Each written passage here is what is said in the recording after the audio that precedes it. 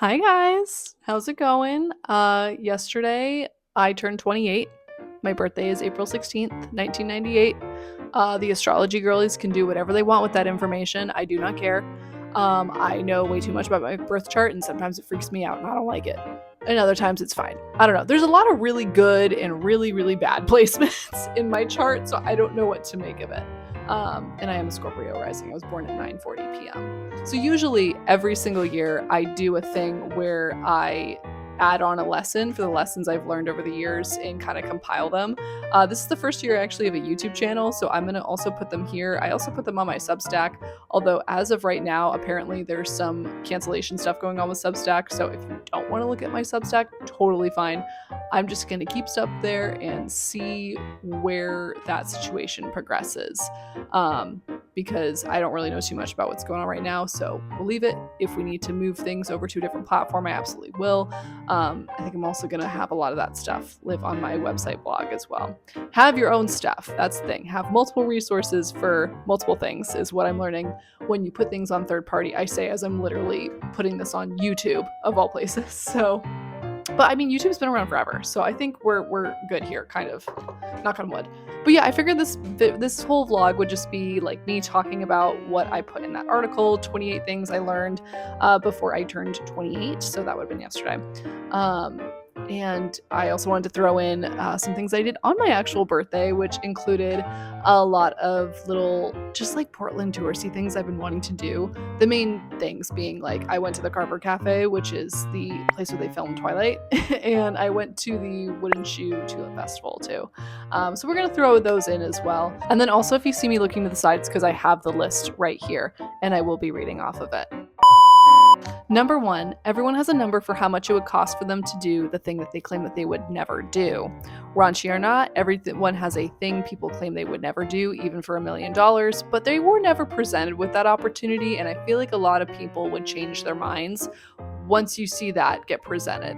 And I don't think that this came from a particular incident, it's just something that I've thought about over the years of like, people telling me that they would never do something that was like morally, at least in their compass, like not something they would do. And then I find out a couple years they did do that thing because there was monetary compensation involved or some other thing that like they wanted, which also I think means that you shouldn't really care or feel judged if you had to do those things. Like, I mean, it can even be something small like having to take like side jobs or second jobs and stuff like that. I used to have a lot of shame in having multiple jobs at the same time. Now I don't give a shit because this is the economy we're in right now, and you kind of have to do that. So I don't feel any shame of trying to pay my rent, or pay my car, because I really enjoy my car too.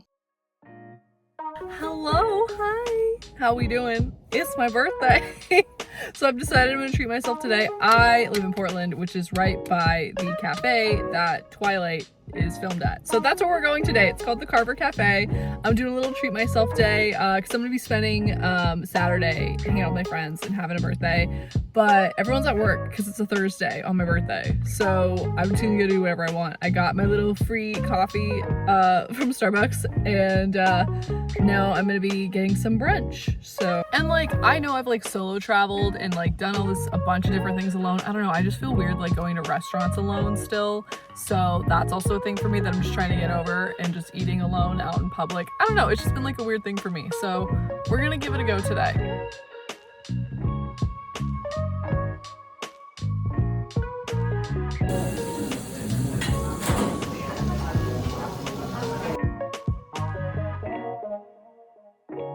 Okay, I just got back from sitting in there and eating breakfast. I ended up sitting next to this girl who was also, she had a full-on Twilight shirt, loved it. It was adorable. Every single person in there was a Twilight fan and just taking photos and stuff, so it was super fun. But yeah, it was really cool, and I'm glad I did that. So I'm very excited. Number 2, you should say hi to your neighbors more and your friends, and call your mom. She's also just a girl. I think at the end of the day, the end of this, I have been trying to do this a lot more because I'm very introverted. I don't like speaking to people first, especially if it's a stranger. That shit gives me anxiety to like the nth degree.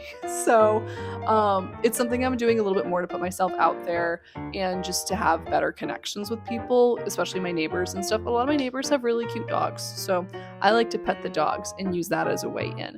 And then I also am doing my best to contact my friends who do not live in my immediate area. In particular, that's something I'm also trying to get better at too, because I want to maintain all my friendships, and I remember every time I pick up the phone and call somebody why I have that friend in the first place. Number 3, no one is coming to save you is such a defeatist saying that implies everyone is trying to screw you over. And if you're not perfect 100% of the time, it's your fault if something bad happens to you. But it's been packaged as this grind set mentality. So these like dude bros don't have to take any accountability for other people.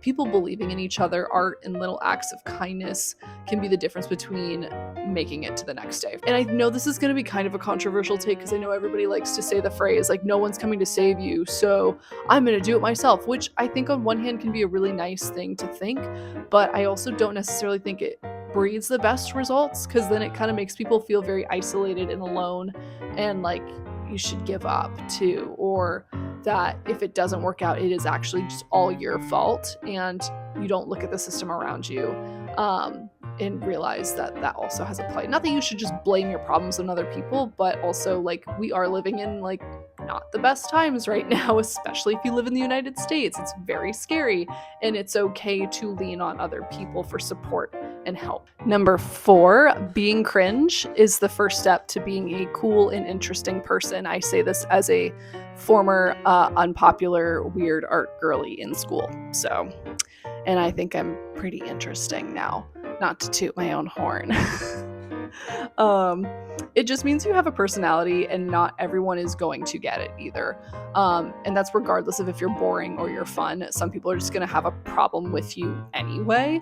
So you may as well do the things that actually make you happy. I've definitely had periods in my life where I was definitely hiding my personality a lot more, and I was so miserable and constantly doing things that I shouldn't just to get attention or just to get approval of other people. And we've all been there. I'm being very vague, but you know what I mean. So that's also something that like I'm kind of coming on the other end of like, do I look more cringe now? Probably, but I feel way better about it. So number 5, sometimes people will actively go out of their way to misunderstand you, and that's not your problem to correct them, because they will go out of their way to misunderstand you then too. There are people, and I say this as somebody who, like, this started really little when I had a speech delay, and then as I got older, as an adult, communicating is something that I'm always trying to work on, whether it's, you know, just trying to be better with my words or trying to better my relationships. There are always going to be those people that make it so beyond frustrating just to get your point across, because they are going to constantly misunderstand what you're saying just because they don't want you to either be right, because that would sometimes mean that they are wrong as well. So, you know, you don't even need to deal with those people. I don't anymore. If I see that kind of shit, like, we should all try to understand each other instead of constantly trying to find ways to not understand each other, if you know what I mean. Number 6, the person who always wants to gossip about others has definitely spoken poorly of you too. All right, number 7, everyone needs a therapist. And I don't just mean like a therapist as like somebody to vent to, like you need to be building a mental health toolkit. And I think the earlier you start to do that, the better off you will be, because we can tell if you don't have a therapist.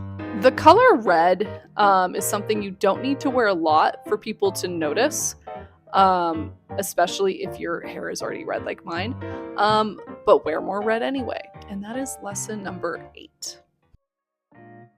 Okay, so my next stop is going to be the Wooden Shoe Tulip Farm, and I didn't realize you had to buy tickets, so thankfully, because it's a Thursday, they had availability in like 45 minutes, and I'm about 45 minutes away, so we're going to make that drive down there.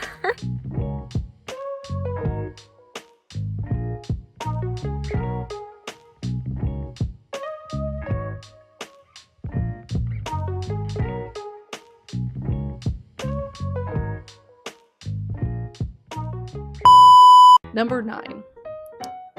If someone keeps making you uncomfortable or making inappropriate advances towards you at a bar, store, gym, or work, don't be afraid to be an asshole about it. Your safety is more important than someone else's lack of boundaries, which is very timely today. Number 10, get friends who will cheer you on rather than critique your every move. Your inner spark shifts when you're around people who support you rather than make you feel small. I've definitely felt this over the years. You probably have too. Maybe you have a friend that came into your mind at that point in time. This is your time to get rid of that friend. Number 11, you're allowed to have some time off. Not every waking moment of your existence needs to be optimized, because that will never truly ever happen and you'll just get burnt out and be sad. Number 12, sometimes you'll never be enough for certain people, but you can be enough for yourself, and that's ultimately who matters. Number 13, your inner child deserves a hug and a voice. And buy that thing you wanted as a kid. This is not from when I was a kid. What the fuck are these fucking people doing? Let's see if Mr. Drag Race Man wants to come back. It sounds like a motorcycle more than a car. But where are we? Number 13, your inner child deserves a voice as well, and you should also buy that thing you always wanted when you were a kid. Mine, I don't know if I would call this as when I was a kid, but you know how like in like the early 2010s when Jeffrey Campbell had those big ass like boots. Hold on, let me go get it.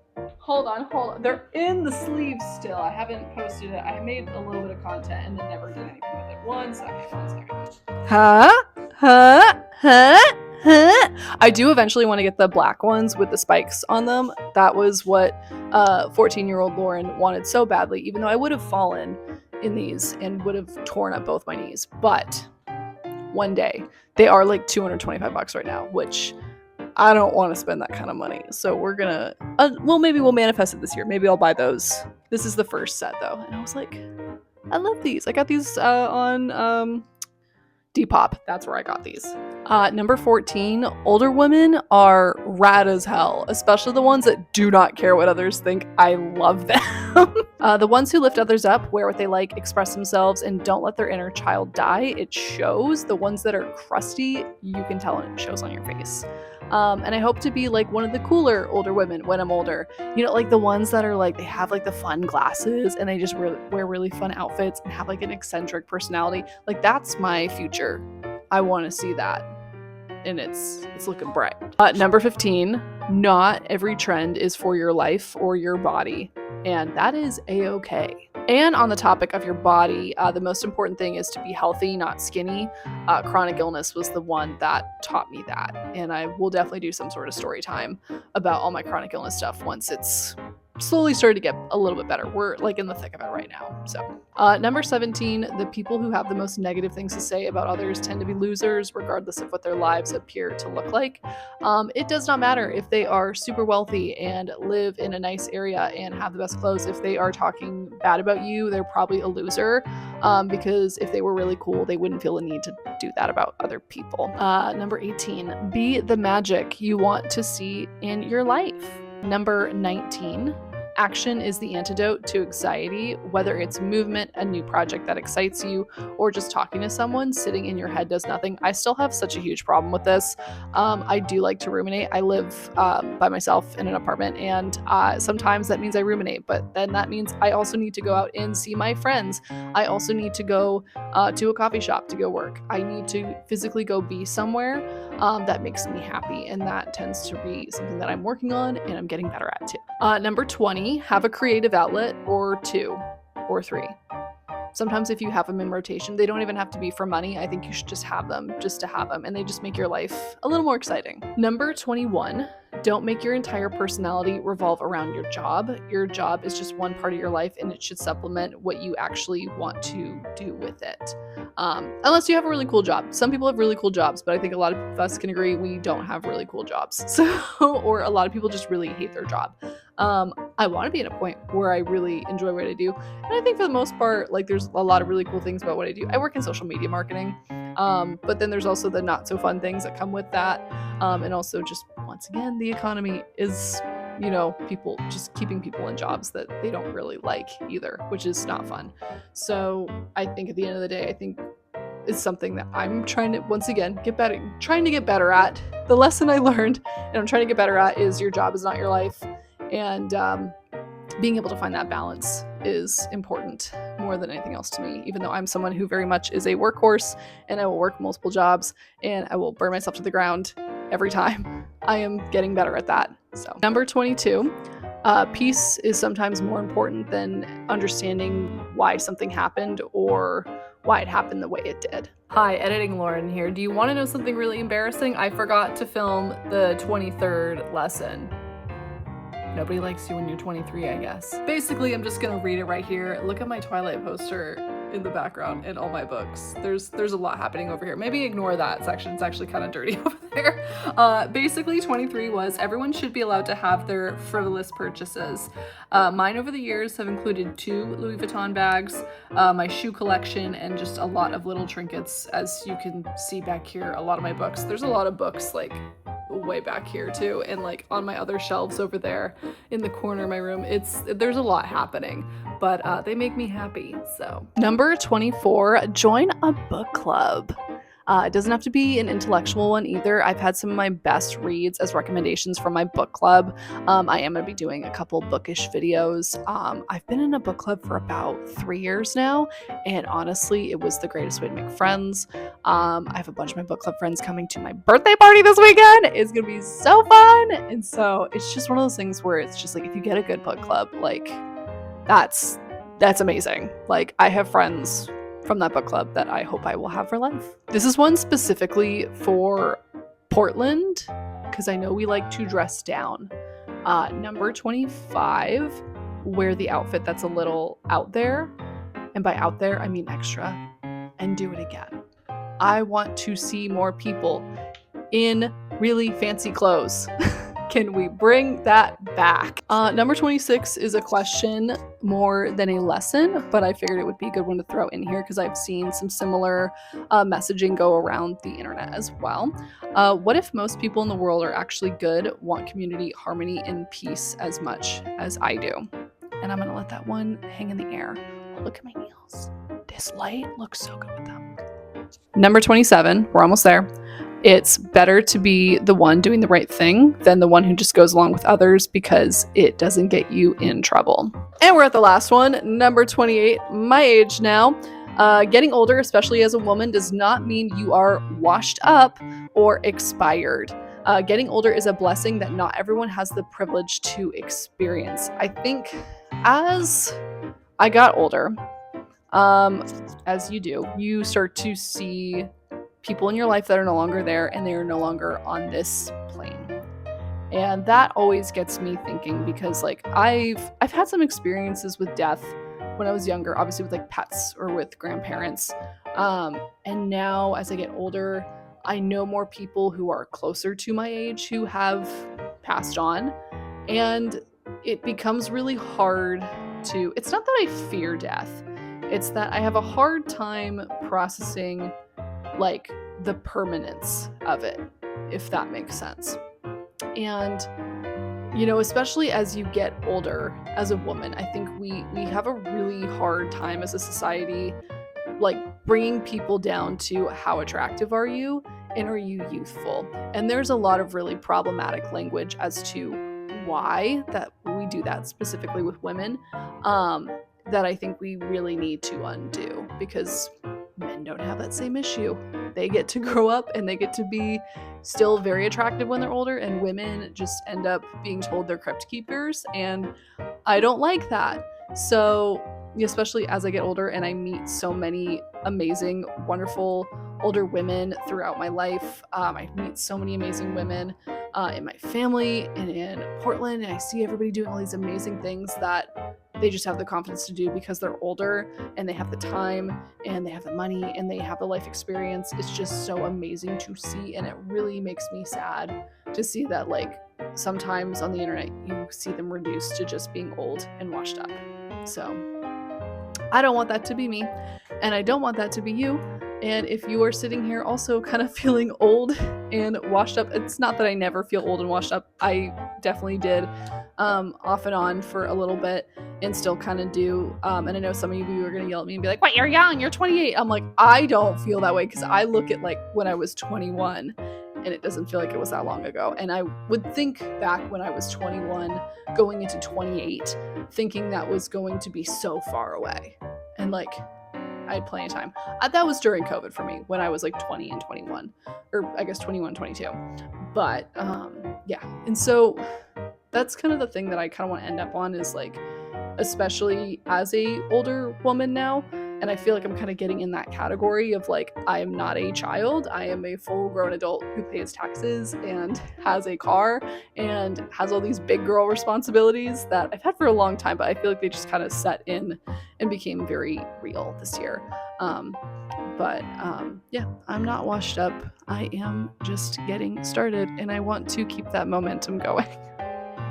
And I hope you do too. And I do want to read the last part of the article that I had wrote in regards to wrapping up this video, but also wrapping up this list that I had, which was, I think this is the first birthday I had where I actually felt kind of old, which is true. I think last year I was still like, well, I was more making jokes about my Saturn return. That's what I was making jokes about, astrologically speaking. And then I realized that goes on for years, and I actually wasn't fully in it because my Saturn is in Aries. Oh my God. So I was 18 years old in 2016, which was 10 years ago. And yet that doesn't feel that long ago. And in those 10 years, I became a woman who has been through so much loss, grief, and pain, but has also experienced some of the best moments of my life. So here's to many more of those ahead. And in the spirit of my life lessons, here's to doing things that make you scared by also continuing my YouTube channel. So please go subscribe so I can make more content and not feel weird about it. So thank you. Bye. Have a nice day. I don't know how to end these things.